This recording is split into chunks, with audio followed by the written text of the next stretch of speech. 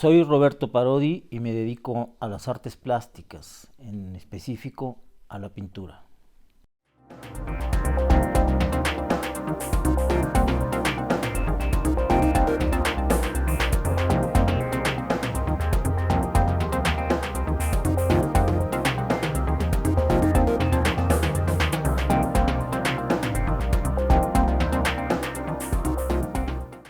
¿Qué fin tiene este intenso trabajo que han realizado pintores como tú, haciendo la reinterpretación sobre la obra de Orozco? Primero, bueno, la revisión nuevamente, la revisión de la obra de Clemente Orozco y la conexión con el pasado, no solamente hablando del movimiento muralista o del mismo Clemente Orozco. Bueno, el proyecto nos invitaron hace 2 años. Para mí fue no interpretar nada más la obra de Orozco o tratar de emularla para nada, sino que una confrontación teórica. ¿Qué es para mí el color? ¿Por qué el color para él es diferente? ¿Qué significado tiene para él el dibujo? ¿Qué coincidencias o qué ha cambiado? Porque ha pasado mucho tiempo desde que estaba él en ese momento, o los muralistas. Entonces yo tuve que tomar mi proyecto, mi desarrollo como pintor, que ya tenía como 10 años de investigación en el color, en la preparación de los materiales también, y tuve que resolver cosas con mayor prisa, con mayor prontitud, cosas que estaban un poco atoradas en ese proceso, y esa fue mi lucha, ¿no? Si yo resuelvo lo que a mí me interesa, entonces puedo estar un poco al lado de esa lucha que él también en cierta manera entabló, que es la pintura. Entonces, si a mí me interesa el color, tengo que respetar eso de mí mismo también. Y si a él le interesó el color en esa manera austera que él la utilizaba, que era magnífico también en su proyección, en su utilización, Octavio Paz decía que Clemente Orozco se había expresado fuertemente con el color, pero que su espíritu era en blanco y negro. Y esa descripción me gustó mucho porque es real. Esa descripción de Orozco viene también de su afición por el grabado y por el dibujo, que es en blanco y negro. Pero a mí me interesó el color, me interesó el dibujo y también me interesa el aspecto del cubismo, me interesa el impresionismo en su historia, hasta llegar hasta nuestros días en el concepto de color.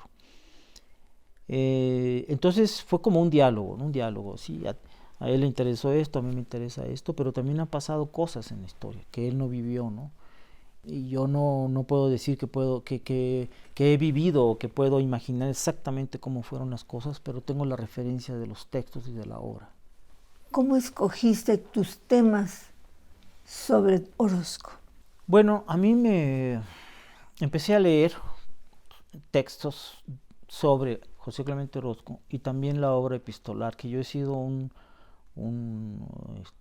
fanático de la obra epistolar de los pintores y tengo mi pequeña colección de obra epistolar. Me gusta mucho porque es un lenguaje muy directo y muy sincero de una persona a otra. Y en este caso eran las cartas de Orozco a Jean Charlotte, a otros personajes, entre ellos a su esposa Margarita. Y hay un texto donde dice Orozco desde Nueva York que le recomienda comer 5 o 6 manzanas, crudas o cocidas.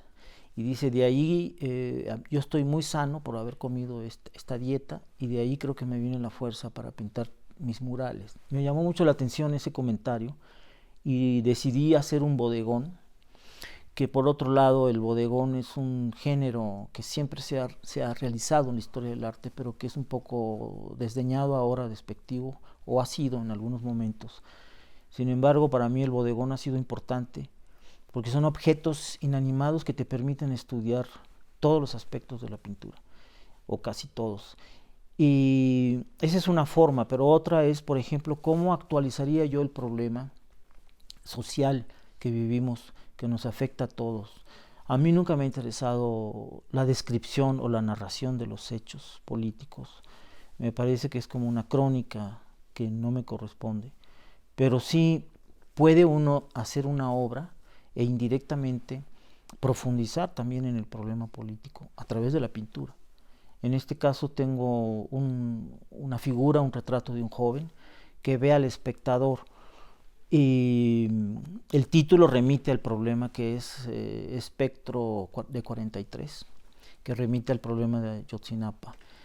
Esto es un cuadro que tuvo éxito porque me lo han comentado mucho, ¿no?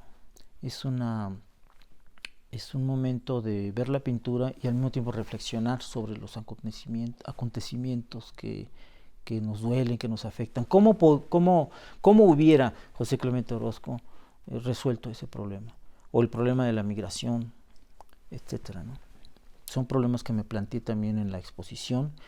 Y la serie de la descomposición sobre el mural de Catarsis es otra cosa, ¿no? Habla de mi interés por el expresionismo también abstracto, por esa otra parte que es la aportación o una de las aportaciones del arte moderno, que es el reconocimiento del inconsciente, ¿no? ¿Te planteaste cómo ibas a resolver la reinterpretación de Orozco? Sí, inicialmente sí, incluso me dio un poco de pánico, ¿no? Porque al principio se necesita mucha valentía para enfrentarse a un pintor de esa dimensión, pero al mismo tiempo yo vi que él fue valiente también al enfrentarse en Nueva York con los grandes artistas en ese momento. Es interesante que, según el dato que yo tengo, en la época del Martes Negro, del crack del 29, se inaugura el Museo de Arte Moderno. Y Orozco, por los contactos que tenía a través de Alma Reed, había conocido a los Getty, había estado en reuniones con los Guggenheim, y al inaugurar el Museo de Arte Moderno él pensaba que había una apertura también para América Latina en ese momento, o para él mismo, y sin embargo no sucedió tal cosa.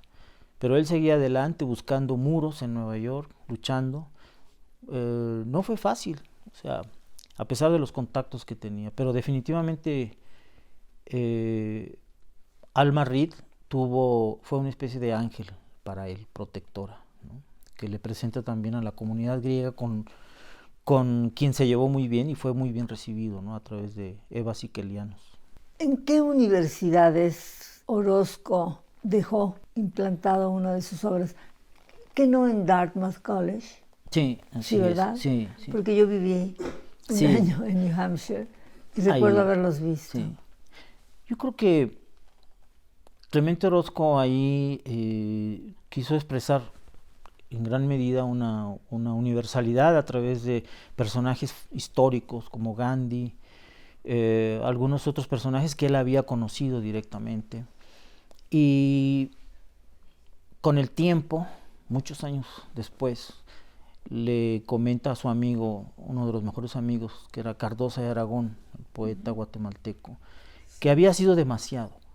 Y se refería a que el arte no necesita de tanta descripción de personajes como le gustaba mucho a Diego Rivera en sus murales, sino que él creía en la imagen plástica como una fuerza que podemos ver en el Prometeo de Guadalajara, en el Hospicio Cabañas, que es una obra que yo creo que la obra cumbre, la obra maestra, junto con otros murales, ¿no?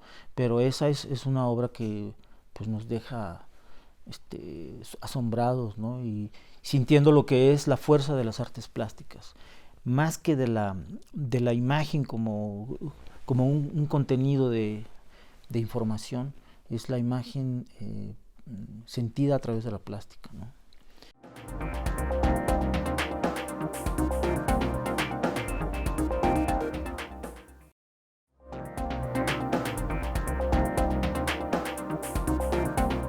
Roberto Parodi, mencionaste antes cómo mantuvo una relación epistolar con su esposa Margarita. ¿Puedes abundar un poco en ello? Era un hombre que cuando se refería a ella o a sus hijos, era un padre extraordinario en su manifestación, en su cariño, en su amor hacia ella. Un hombre que parecía a veces también, que lo podemos ver en algunas fotos o en algunas anécdotas, que era casi un hombre frágil, un hombre débil, pero vemos sus murales y nos quedamos de una fuerza tremenda, ¿no? Además, sí, se quejaba con su esposa porque decía que todo lo tenía que hacer con una mano, todo el esfuerzo era tremendo, ¿no? Y sin embargo, triunfa al grado de que que Diego y Siqueiros reconocen que es uno de los más fuertes artistas que ha habido, ¿no? Orozco tuvo poca producción de cuadros pequeños, de menor dimensión. Sí tuvo una producción más o menos sí, extensa, ¿no? Siempre para él era importante también el cuadro de Caballete. A veces no podía realizar murales. En Nueva York, por ejemplo, llegaba a un departamento, lo rentaba y lo primero que hacía, o de las primeras cosas que hacía, es que la cocina del departamento la convertía en una especie de laboratorio, ¿no? De química para hacer sus experimentos pictóricos. A él le interesó mucho también la química, de ahí que tuvo este accidente cuando joven, haciendo un experimento químico. ¿A qué edad le pasa eso? Esto le pasa como a los 18, 20 años más o menos. Pues qué valiente y qué fuerza para sí. realizar lo que realizó. Por otro lado, empieza a pintar su primera exposición individual es a los 33 años, que no es tan joven, ¿sí? Y su primer mural de la San Ildefonso es como a los 40, o sea que empieza un poco tarde, que es el caso de algunos otros pintores en la historia, pero por lo regular los pintores empezamos a tener exposiciones a los 20 años, incluso más joven. Es sorprendente por todos lados. José Clemente Orozco tiene un lugar en la historia de la pintura, porque además pudo entender al mexicano, ¿no? Un poco como cuando pensamos en Rulfo, ¿no? Un escritor que tiene poca obra y que dio una imagen tan fuerte, ¿no? Yo creo que todavía hay muchos lugares donde no se comprende del todo la obra de Clemente Orozco. Todavía se tiene que divulgar poco a poco. Picasso comentó que era uno de los grandes pintores también. En Europa se le conoce en Francia solamente, no se le llegó a conocer en Alemania. Ahora creo que sí, ¿no? Bueno, tú sabes, ahora se está planeando una exposición muy interesante y muy, yo creo que muy justa, de Diego Orozco y Siqueiros, que va a ser en el Whitney, cómo influenciaron ellos a los Estados Unidos, ¿sí? Y a otras partes. De Orozco y de Alfaro Siqueiros se conoce la influencia que tuvo sobre Pollock, sí. Sobre Jackson Pollock. Así es. Y además la inquietud de Siqueiros por nuevos materiales y todo esto, pues y también el manejo de la geometría, ¿no? En sus murales, el movimiento del espectador. Es un artista muy inquieto que aporta cosas. Y en el caso de Clemente Orozco, tuvo muchos alumnos en Estados Unidos, en Nueva York, que lo seguían. ¿Tenía un taller o cómo hacía esto? Parece que impartió en un momento dado cursos en un espacio, en un taller, pero no tanto que tuviera un taller específico donde la gente se inscribía, sino que dio cursos. Sí. Esta frase de Orozco: la pintura no es un simple comentario, sino es un hecho mismo.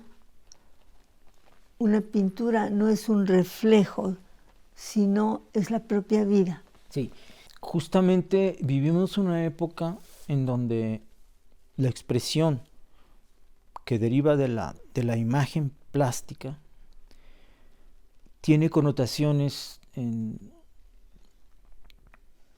la semántica, y tiene connotaciones políticas, y tiene connotaciones sociales, y antropológicas, y de todo, por y debido a los medios de comunicación que sustituyen la experiencia de la pintura por una idea o por un comentario. Y la pintura justamente tiene ese punto de partida esencial, que es la experiencia misma con los materiales, con el encuentro de la imagen que proviene del mundo interior, del mundo de donde surge la poesía. No podemos adelantarnos por una propaganda política, no podemos adelantarnos por una imitación fotográfica a una imagen que tiene un contenido importante social y político, sino que tenemos que tener la valentía de experimentar y descubrir nuestro propio mundo interior. Eso es el gran aporte de la pintura, que siempre ha estado como un elemento fundamental para conocer al ser humano, es decir, el mundo interior, el mundo. Por eso Clemente Orozco decía, la pintura es un poema y nada más. Por eso también Clemente Orozco se refería a que la pintura era conocimiento a favor de la emoción. Y ahora parece ser que se han invertido a veces los factores cuando se dice es que la pintura es un lenguaje directo a la sociedad y directo un mensaje a los medios de comunicación. Y esa no es la pintura. La pintura es otra vez, es ese momento íntimo de un poeta. Es lo más difícil. Es una formidable idea. Sí, Clemente Orozco decía, la pintura es una idea, ¿sí? Pero no es una anécdota. Entonces, todo lo que yo pueda decir, por ejemplo, en este momento, es todo lo que yo no puedo decir con la pintura. Lo que yo puedo decir con la pintura lo digo pintando, pero todo lo demás se me hace muy rico también, que tiene que ver con las ideas, con la literatura, con la sociología, con cosas que a mí me gustaría saber más y que no tengo tiempo para investigar, pero a mí me apasiona, ¿no? Me apasiona las conexiones culturales, las conexiones de comunicación y de conocimiento, pero la pintura es inefable, solo la podemos ver en directo, ¿no? Es una experiencia maravillosa, como pensar, por ejemplo, como decía un tío mío, que cuando te pones frente a un Rembrandt, por ejemplo, estás a la misma distancia que estuvo él del objeto. Eso es fascinante, ¿no?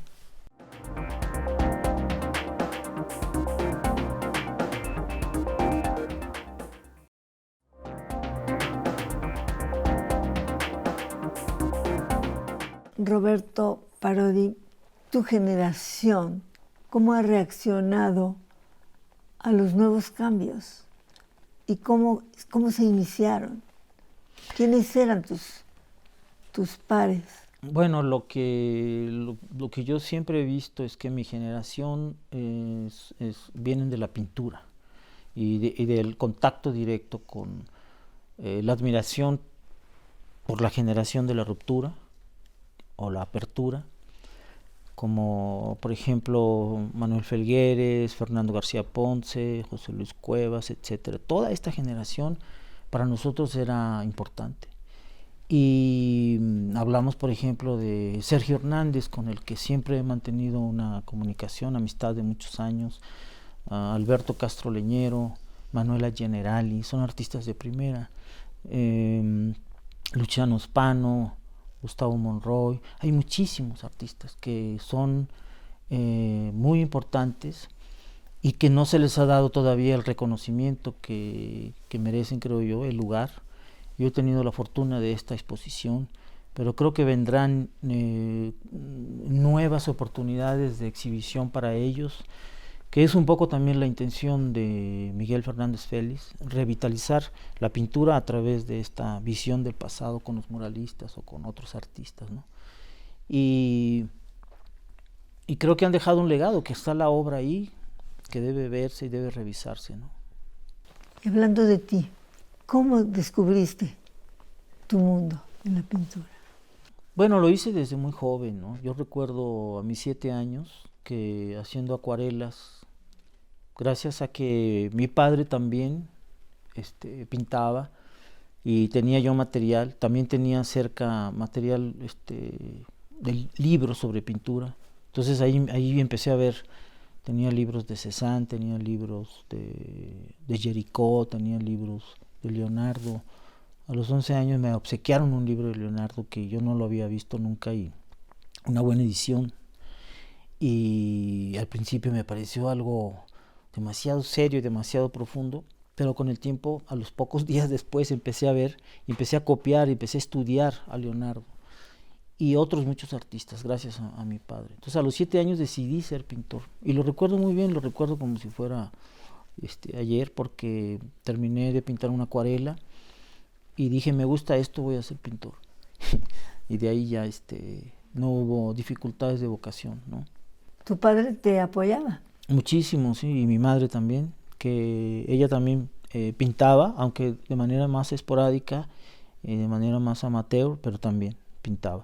Mi padre lo hacía profesional y se dedicaba también a la caricatura política, y se dedicaba también a hacer diseños para revistas. Sí.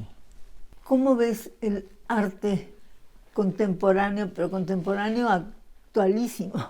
Pues lo que veo yo es que el arte contemporáneo está en un problema, tiene muchos aspectos muy distintos a lo que vivió, por ejemplo, José Clemente Orozco. Aunque en esa época ya se había dado, en un momento en donde Clemente Orozco estaba realizando su obra, incluso hablo de mi generación, ya se habían dado muchas manifestaciones, por ejemplo, del arte conceptual, y empezaba a tener vigor la instalación o el performance, sobre todo en los años 90, que nos afectó a mi generación en el sentido de que los espacios ya no eran tan fáciles de obtener para mostrar nuestra obra. Yo lo que siento es que la pintura sigue teniendo esa introspección, ese punto fundamental, medular, que es la humanización a través del individuo, ¿no? A través de la individualización del arte, que ha sido el que ha dado las grandes aportaciones.